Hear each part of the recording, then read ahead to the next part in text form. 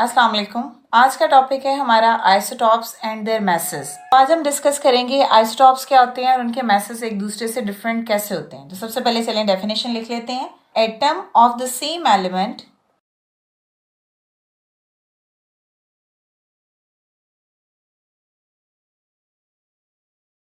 Have different number of neutrons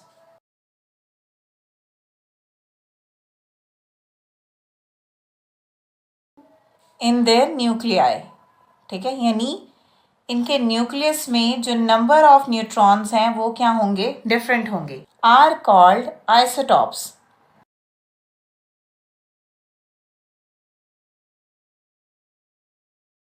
इसके अलावा आप इसको और क्या कह सकते हो, atom that have same atomic number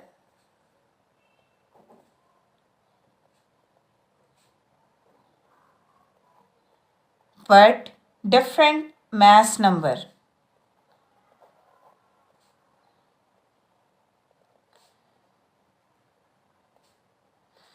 अब दोनों का मतलब एक ही है।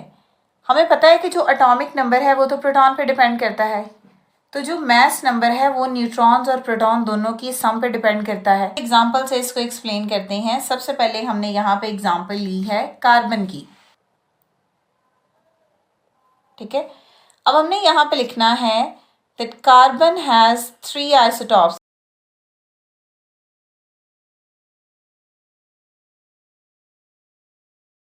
तीन कार्बन हमने लिख लिए, ये कार्बन के आइसोटॉप्स हैं। अब जो नीचे वाला नंबर है वो तो 6 ही रहेगा, बट जो ऊपर वाला नंबर है वो होगा 12 या होगा 13 या होगा 14। ठीक है, तो हमने बोला था कि हमारे पास दो चीज़ें होती हैं, एक ये वाला नंबर और एक ये वाला नंबर। नीचे वाला नंबर हमारे पास है एटॉमिक नंबर और जो ये वाला है ये हमारे पास क्या होगा, मैस नंबर।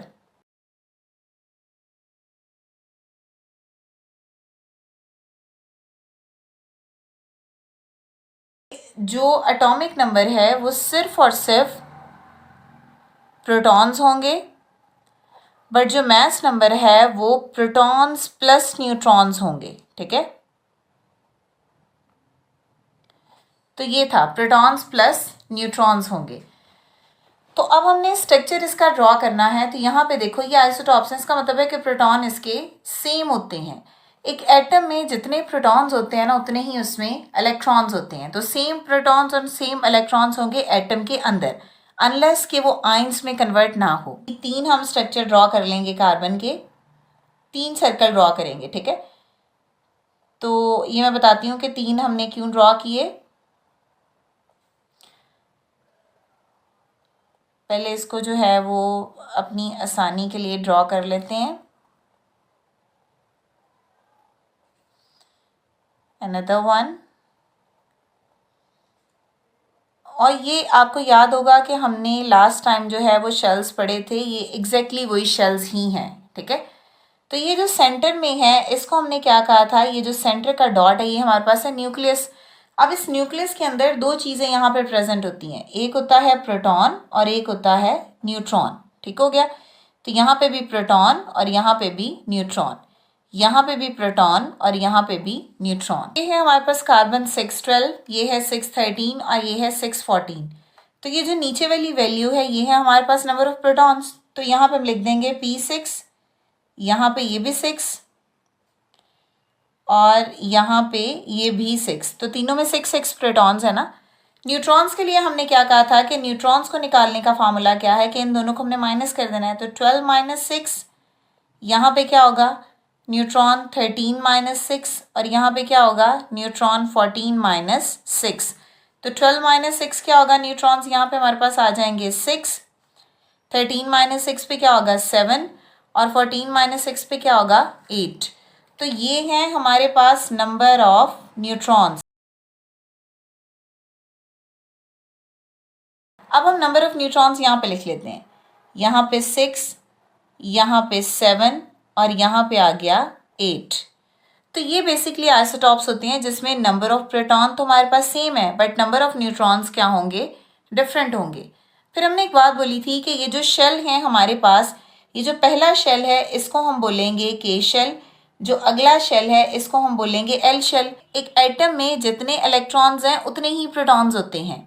अगर हम यहाँ देखें एटम में प्रोटॉन्स की तादाद 6 है तो ऑब्वियसली इसमें इलेक्ट्रॉन भी 6 ही होंगे।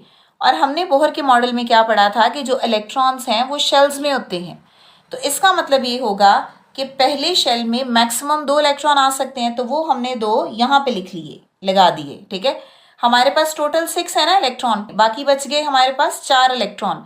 अब वो 4 इलेक्ट्रॉन अगले शेल में जाएंगे, पहले में नहीं आएंगे, बिकॉज के शेल ओनली अकोमोडेट 2 इलेक्ट्रॉन, ठीक है। अगले जो 4 इलेक्ट्रॉन्स हैं वो अगले शेल में आ जाएंगे, ठीक हो गया। तो ये हमारा रूल है, एक होता है डुप्लेट रूल और एक होता है ऑक्टेट रूल, ठीक है। हम आगे आगे जाके इसको एक्सप्लेन करेंगे। अभी हमने ये पढ़ा कि के शेल मैक्सिमम 2 इलेक्ट्रॉन को रख सकता है और एल शेल मैक्सिमम 8 इलेक्ट्रॉन को रख सकता है। जब आपने एक एटम के अंदर इलेक्ट्रॉन्स को ऐड करना होता है तो आपने ये देखना होता है कि उस एटम का एटॉमिक नंबर कितना है। अब अगर एटम का एटॉमिक नंबर 6 है तो पहले शेल में हम 2 इलेक्ट्रॉन ऐड कर देंगे। अब 6 होने के लिए बाकी 4 इलेक्ट्रॉन बच गए हैं, जो 4 इलेक्ट्रॉन होंगे वो अगले शेल में हम ऐड कर देंगे। अब तीनों में जो प्रोटॉन्स हैं वो 6 ही हैं, तो इसका मतलब है तीनों के पास इलेक्ट्रॉन भी 6 ही होंगे। एक बात याद रखनी है कि एटम में इलेक्ट्रॉन्स और प्रोटॉन सेम होते हैं, लेकिन जब एक एटम आइंस में कन्वर्ट हो जाता है तब उनमें प्रोटॉन्स और इलेक्ट्रॉन की तादाद मुख्तलिफ हो जाती है। नेक्स्ट एग्जांपल है हाइड्रोजन की। हाइड्रोजन के भी सेम एज इट इज़ 3 ही आइसोटॉप्स होते हैं, तो हम आइसोटॉप्स में लिखेंगे 1 1 1 1 2 और 3, ठीक है। ये 3 आइसोटॉप्स हो गए।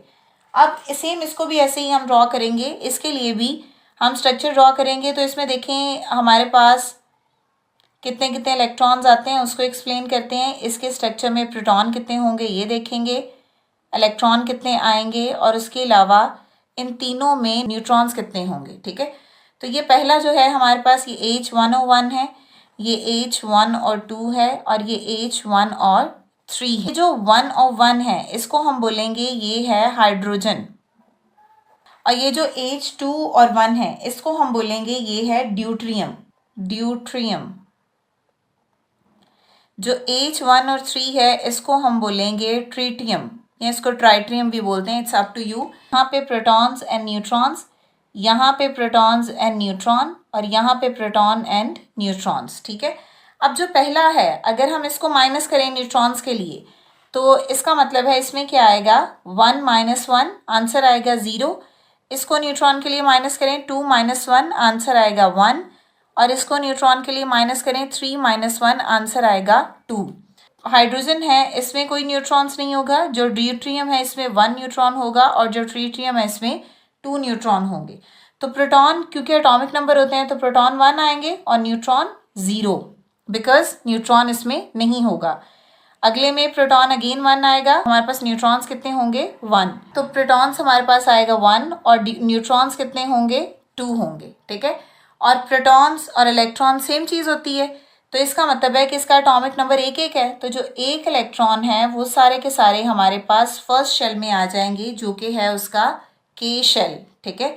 तो ये है हमारे पास हाइड्रोजन के आइसोटॉप्स जो हमने एक्सप्लेन किए। ये था हमारा आज का टॉपिक। अगर इससे रिलेटेड आपका कोई भी क्वेश्चन है तो आप कमेंट्स में पूछ सकते हैं। नेक्स्ट वीडियो तक के लिए अल्लाह हाफिज़।